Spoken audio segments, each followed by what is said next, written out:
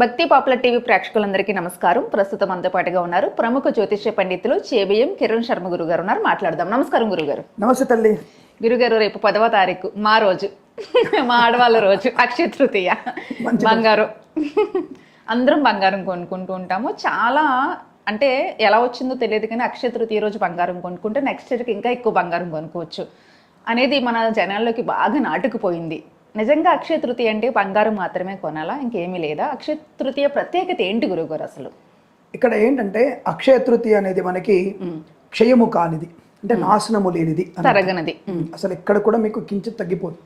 అటువంటి అక్షయ తృతీయ అనేది మనకి నిజానికి ఇది ఒక 20 సంవత్సరాల నుంచి, ఒక 10 సంవత్సరాల నుంచి దండిగా ఈ విషయం గురించి బయటి ప్రపంచాన్ని తెలిసి అక్షయ తృతీయ రోజున బంగారం కొనాలి అనేటువంటి భావన చెప్తూ ఉన్నారు. మన చాగంటి వారు కానీ ఇతరత్ర పురాణ పండితులు కూడా చాలా విషయం గురించి చెప్తున్నారు. అక్షయ తృతీయ రోజున ఎప్పుడైనా సరే గుర్తుపెట్టుకోండి, బంగారం కొనడం మంచిది, దీంట్లో ఎటువంటి సందేహం లేదు. బంగారం కొనడం వల్ల మంచిదే, యశస్సు పెరుగుతుంది, బంగారం ఎప్పుడు పవిత్రమైనది, ఇందులో సందేహం లేదు. కానీ బంగారం మాత్రమే కొనాలా అనే విషయంలో మాత్రం ఇది ఎట్టి పరిస్థితుల్లో బంగారం కొనే రోజు కాదు. ఇది చాలా మందికి తెలిసినా సరే దాని అలాగే మరి జ్యువెలరీ షాప్ వాళ్ళు ఇటువంటి. నాకు ఒక చిన్న డౌట్ గురుగారు, ఏమనుకోవద్దు. అంటే మనం బంగారం కొనేటప్పుడు తిది కూడా చూస్తూ ఉంటాము, కానీ అక్షయ తృతీయ వచ్చినప్పుడు తిది అది ఏమి చూడము, డైరెక్ట్ గా వెళ్ళి కొనేస్తాం. ఎంతవరకు కరెక్ట్? తది అంటేనే తిది కదా, తది వారాలు కూడా చూస్తూ ఉంటాం కదా, అది విశేషం. అయితే ఇక్కడ మీరు ఇది కరెక్ట్. మీరు అక్షయ తృతీయ రోజున ఏం చేయాలి అసలు? యాక్చువల్గా ఏంటి? బంగారం కొనడం చెప్పట్లేదు, బంగారం కొనండి. అయితే బంగారం కొంటేనే మళ్ళీ బంగారం కొంటామంటే లేదండి, నేను అక్షయ తృతీయ రోజు బంగారం కొనిపోయినా నేను బాగానే బంగారం కొనుక్కున్నాను, నాకు ఇబ్బంది ఏం లేదు. అమ్మాయి కూడా బంగారం బాగానే కొనుక్కుంది, అమ్మాయికి బంగారం బాగానే ఉంది, అందులో సందేహం లేదు. ఎలా చెప్తున్నారు అంటే తెలిసిపోతుంది, అవతలి వాళ్ళని చూడగానే అర్థమైపోతుంది కదా. ఇప్పుడు వాళ్ళకు అర్థమైపోతుంది, లక్ష్మీదేవి లాగా ఉంది అమ్మాయి, బంగారం తక్కువ ఉంటుందా? బ్రహ్మాండంగా అమ్మాయి లక్ష్మీదేవి ఉంది, లక్ష్మీ కళ లాగా తదాస్తు, తప్పకుండా తదాస్తు అంటున్నాను. అయితే ఇక్కడ దానం చేయడం ముఖ్యం. అంటే ఏదైనా సరే అక్షయ తృతీయ రోజున ఏదైతే నువ్వు ఎక్కువ కావాలనుకుంటున్నావో, నీ పేరు ఎక్కువ ఖ్యాతి కావాలి అంటే 10 మందికి అన్నం పెట్టే ప్రయత్నం, 10 మందికి వస్త్రదానం చేసే ప్రయత్నం, 10 మందికి ఏదైనా సహాయం చేసేటువంటి తత్వం. నేను ముఖ్యంగా నేను చెప్తానంటే అక్షయ తృతీయ రోజున ఈ రోగగ్రస్తులైనటువంటి వ్యక్తులకి, అంటే పాపం బీదవారికి, రోగగ్రస్తున్న వారికి మీరు వీలైనంత వరకు ధనం ఇవ్వకుండా, మెడికల్ షాప్ దగ్గర వాళ్ళు వచ్చి కొంటూ ఉంటారు, బతినాడుతుంటారు, అయ్యా నాకు ఇంత తగ్గిస్తామని అడుగుతుంటారు కదా, అక్కడే ఉండండి, పర్లేదు, ఒక 5,000 దగ్గర పెట్టుకోండి. అక్కడ బీదవారు ఎవరైనా ఉన్నప్పుడు వాళ్ళు మందులకు వచ్చినప్పుడు ఆ మందుల చీటి మీరు తీసుకుని మందులు ఇప్పించండి. ఇది వారికి రోగనాశనం అవుతుంది, వారికి రోగనాశనం కలుగుతుంది. ఎవరికైతే మనం మందులు ఇప్పించామో వారికి రోగనాశనం కలుగుతుంది, మనకి రోగము రాకుండా ఉంటుంది. అయితే ఏదైతే మనకి చెడు కలగొద్దు అనుకుంటున్నామో అటువంటివి చేయాలి మనం. అక్షయ తృతీయ దానము, అలాగే ఇతరులకి సహాయము. దానం వేరు, సహాయం వేరు. దానం అంటే అయాచితంగా ఎవరికైనా సరే మనం వారికి ఏది చేయలేక వాళ్ళకి దానం. కొంతవరకు వారు చేసుకోగలిగే వ్యక్తితో ఉన్నప్పుడు వారికి సహాయం, అంటే వారు కొంతవరకు చేసుకోగలుగుతారు. ఆ తదుపరి మనం వారికి సహాయం చేసే ప్రయత్నం చేసి, ఒక పరీక్ష ఉందమ్మా, పరీక్షకు వెళ్ళాలి, పాపం వాళ్ళకి ఎటువంటి సౌకర్యం లేదు, ఆ 10 రోజులు వాళ్ళని స్కూల్ దగ్గర నేను డ్రాప్ చేస్తాను, తీసుకొస్తాను అని చెప్పండి, పర్వాలేదు, ఇబ్బంది లేదు. లేదా ఒక బీదవాడు ఉన్నాడు, ఎంసెట్కో లేదా ఇంకోటి సెట్కో వారి పరీక్ష రాయబోతున్నాడు, వారికి కావాల్సినటువంటి మన వస్తువుల్ని, పెన్నో పుస్తకమో, ఫీజు కట్టడం ఎంత ఉంటుంది, ఫీజు 4,000, 5,000, 10,000 అనుకుందాం, అంత మనకు పెట్టుబడి పెట్టినటువంటి స్థాయి మనకి కాదు. అంటే మనం సహాయం చేసే బుద్ధి మనకున్నప్పుడు అది మనం దాన్ని ఏమంటారంటే దాన్ని భరించినటువంటి శక్తి ఉండదు అనుకో, అంటే భరించగలుగుతాం, దాన్ని 5,000, 10,000 భరించగలుగుతాం. అలానే 10 మందికి పెట్టమని చెప్పట్లేదు. ఇటువంటి అక్షయ తృతీయ రోజున మీరు తప్పనిసరిగా దానం చేయడం. ఇంకా అంతకంటే విశేషం ఏంటంటే అక్షయ తృతీయ మనకు వచ్చేదే వైశాఖ మాసంలో తదియ రోజు, అంటే చాలా ఉష్ణమైనటువంటి వేడి కాలంలో వస్తుంది అది. అందుకే ఈరోజు చెప్పింది మీకు, ఒక రాగి చెంబులో మంచినీళ్ళను ఉంచి మంచినీళ్ళు దానంగా ఇమ్మన్నారు. ఒక మంచి బ్రాహ్మడికి పిలిచి దానంగా ఇమ్మన్నారు. సో మళ్ళీ వెంటనే అంటారు కాంట్రవర్సీ, బ్రాహ్మడికే ఇవాళ, బ్రాహ్మడు డబ్బులు తప్పడానికి చూస్తున్నాడు అనేటువంటివి ఉంటుంది. ఈ మధ్య అది ఎక్కువైపోయింది సోషల్ మీడియాలో. కాబట్టి అంటే రాగి చెంబు కొనాలిగా, రాగి చెంబు కొంటే రాగి చెంబు కాస్ట్ కదా, దానికి 200, 300 అవుద్ది కదా. కాబట్టి రాగి చెంబులు ఎందుకు? అక్కడే వచ్చాం. కుండలో అయినా సరే, చిన్న కుమ్మరి కుండలో అయినా సరే ఇవ్వవచ్చండి, దాంట్లో దానం ఇవ్వచ్చు. లేదు, ఇప్పుడు మనకి కొత్తగా చలివేంద్రం ఏర్పాటు చేసే అవకాశం. అక్షయ తృతీయ రోజున అంటే విధియ రోజునే మీరు ఏర్పాటు చేసుకొని చలివేంద్రం ఏర్పాటు చేసి, తదియ రోజున ఎంతమందికి మీరు మంచినీళ్ళు ఇవ్వగలిగితే అంత పుణ్యలోక ప్రాప్తి ఉంటుంది.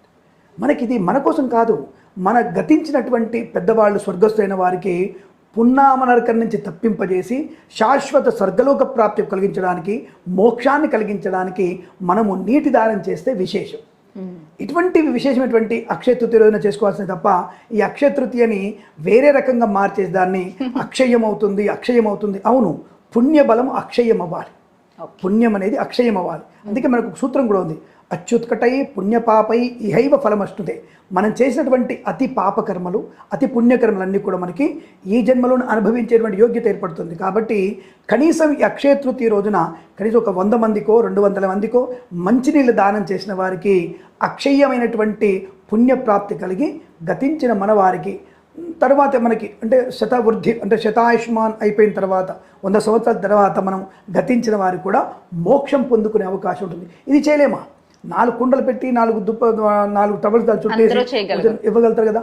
ఇది 2-3 చేయొచ్చు, 2-3 కలిసి కూడా చేయవచ్చు. కాబట్టి ఇటువంటివి చేయడానికి వైశాఖ మాసంలో మన పెద్దవాళ్ళు సనాతన ధర్మంలో చెప్పినటువంటివి. మరి బంగారం కొనకూడదా? బంగారం కొనవచ్చు, కొత్త వస్త్రాలు కొనవచ్చు, రాగి కొనవచ్చును, అలాగే మన కుండలు లాంటివి కొనవచ్చును. ఇది బాగుంటుంది. విశేషంగా మీరు తప్పకుండా ఈ వారంలో అంటే ఈ అక్షయ తృతీయ రోజున ఇంకొక పని కూడా చేయొచ్చు. వస్త్రం అంటే మంచి వస్త్రం కూడా దానంగా ఇచ్చినట్టయితే, అంటే ఎవరికైనా యోగ్యతా వస్త్రం అంటారు, అంటే వారు కట్టుకోగలిగేటువంటి వస్త్రాన్ని మనం వారి కానుకగా ఇవ్వగలిగితే, దానంగా ఇవ్వగలిగితే తప్పకుండా మనకి ఆ యొక్క వస్త్రదానం వల్ల కూడా పుణ్యాల బలం బాగా పెరుగుతుంది. ఈ వస్త్రదానం వల్ల ఏమవుతుందంటే మనకి వచ్చినటువంటి శత్రువుటువంటి నెగిటివ్ ఎనర్జీ ఉంటుంది. ఈ నెగిటివ్ ఎనర్జీని పోగొట్టడానికి కూడా అవకాశం ఖచ్చితంగా ఉంటుంది.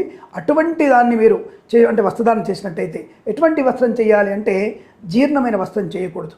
అలాగే 2 అంచున్నటువంటిని ధోతి కానీ కండువ కానీ 2 ఇవ్వాలి. ఒకటి ఆడవారికి ఇచ్చినప్పుడు చీర జాకెట్ ముక్క ఇవ్వాలి, మగవాళ్ళకి ధోతి కండువ ఇవ్వాలి. వస్త్రద్వయం దానం చేయాలి. వస్త్రద్వయం అంటే 2 వస్త్రయుగ్మం అంటారు దాన్ని. వస్త్రయుగ్మం దానం చేస్తే పుణ్యప్రాప్తి ఎక్కువగా ఉంటుంది. మనకు అనేకమైనటువంటి అక్షయమైనటువంటి ధనప్రాప్తి కలుగుతుంది. ఇతరులు చేసేటువంటి దానం వల్ల, సహాయం వల్ల, పుణ్యప్రాప్తి వల్ల మనకు అక్షయమైనటువంటి ధనప్రాప్తి ఉంటుంది. మనము కూడా 100 కోట్ల ధనం సంపాదించే యోగ్యత మంచినీటి దానం వల్ల ఏర్పడుతుంది. ఇది వదిలిపెట్టి మనం బంగారాన్ని మాత్రమే కొనుక్కోమని క్యూ నిలబడాల్సిన అవసరం లేదు. కాబట్టి అక్కడ మీరు క్యూ నిలబడిన మంచినీటి దానం చేసుకోండి, అది కూడా పుణ్యం కలిగిస్తుంది. బంగారం కొనండి.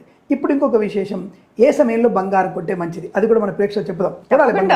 ఈ వెండి కానీ బంగారం కానీ కొనండి.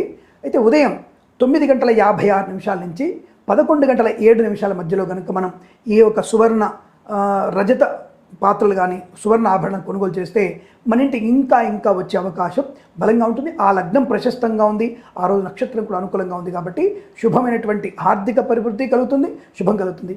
అలాగే ఈ రోజున మీకు అక్షయ తృతీయ రోజున ఎవరికైనా కొత్త ఉద్యోగం వచ్చి జాయిన్ అవ్వబోతుంటే కూడా మీరు ఖచ్చితంగా 10:27 నుంచి 11:10 మధ్యలో కనుక ఉద్యోగంలోకి చేరినట్టయితే, అంటే ఆఫీస్లోకి ఎంటర్ అయినట్టయితే ఆ ఉద్యోగం మీకు శాశ్వతంగా ఉంటుంది, వృద్ధి ఉంటుంది, ఆయుష్ కలుగుతుంది. దానివల్ల ధనప్రాప్తి కూడా పొందుకునే అవకాశం ఉంటుంది. ఇది అక్షయ తృతీయ యొక్క ముఖ్యమైనటువంటి సమాచారం. సూపర్ టిప్ ఇచ్చారు ఉద్యోగస్తులందరికీ. అలాగే బంగారం కొనుక్కునే వాళ్ళకి కూడా మంచి టైం చెప్పారు. అది కొనుగోలేని వాళ్ళకి మన పుణ్యాన్ని మన ఖాతాలో వేసుకోవాలంటే మంచి నీళ్ళ దానం అన్ని చెప్పేశారు. మీరు కొంటున్నారమ్మా మేడం? మరి తప్పకుండా కొనాలి కదా.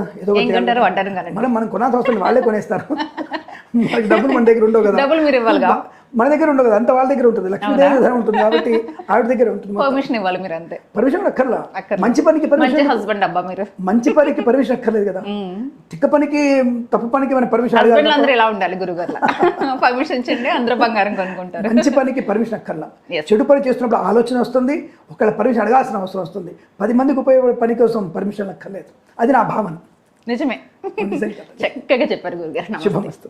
అఖండ ఐశ్వర్యమస్తు. సర్వే జనా సుఖినో భవంతు. ఈ అక్షయ తృతీయ మీకు అఖండ ఆయుష్ని ఆనందాన్ని కలిగిన కోరుకుంటూ శుభమస్తు. మన ఛానల్ని తప్పకుండా వీక్షించండి, 10 మందికి చేరదేయండి, సబ్స్క్రైబ్, షేర్, లైక్ చేయండి. నమస్కారం.